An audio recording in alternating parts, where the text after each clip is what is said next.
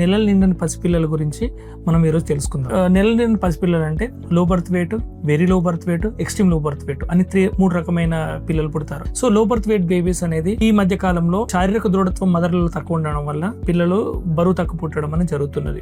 మేము kids care emergency children's హాస్పిటల్లో మొట్టమొదటిగా 2012లో హ్యాండిల్ చేసిన కేసు 650 గ్రాములు 28 వీక్ అంటే 6 నెలల బేబీని మేము హ్యాండిల్ చేయడం జరిగింది. ఇందులో వచ్చే సమస్యలు ఒకటి బరువు తక్కువ ఉండడం వల్ల బేబీకి ఇమ్యూనిటీ పవర్ ఉండదు, ఒకటి శ్వాసకోశ ఇబ్బందులు ఉంటాయి, కిడ్నీ మెచ్యూరిటీ ఉండదు, లంగ్స్ మెచ్యూరిటీ ఉండదు, బ్రెయిన్ మెచ్యూరిటీ ఉండదు, ఐస్ మెచ్యూరిటీ ఉండదు.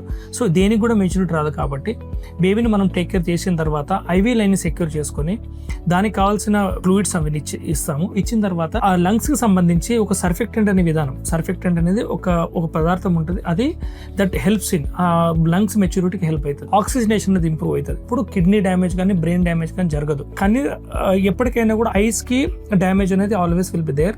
దానికి ట్రీట్మెంట్ అనేది 1 month తర్వాత మనం చేసుకోవాల్సిన అవసరం ఉంటుంది. సో అలా చేసుకున్న తర్వాత టీపీఎన్, టోటల్ పేరెంటల్ న్యూట్రిషన్ అనే ఒక ట్రీట్మెంట్ ఇస్తాము. ఇచ్చిన తర్వాత ఒక 3 to 4 days తర్వాత will start with tropical feeding అంటే నోటి ద్వారా కానీ ముక్కులో నుంచి ఒక ట్యూబ్ పెట్టి ఆ ట్యూబ్ ద్వారా స్టమక్ లోకి మనము మిల్క్ ని ఇన్సర్ట్ చేస్తాం, మదర్ మిల్క్. దాని తర్వాత 28 వీకర్ బేబీని ఒక 14 days వరకు ఉంచి 30 వీకర్ తర్వాత ఏఎంసీ ప్రక్రియ ద్వారా మదర్ దగ్గర ఉంచేసి విల్ స్టార్ట్ అప్ విత్ ఫీటం. 34 వీకర్ కి బేబీని డిశ్చార్జ్ చేస్తాం.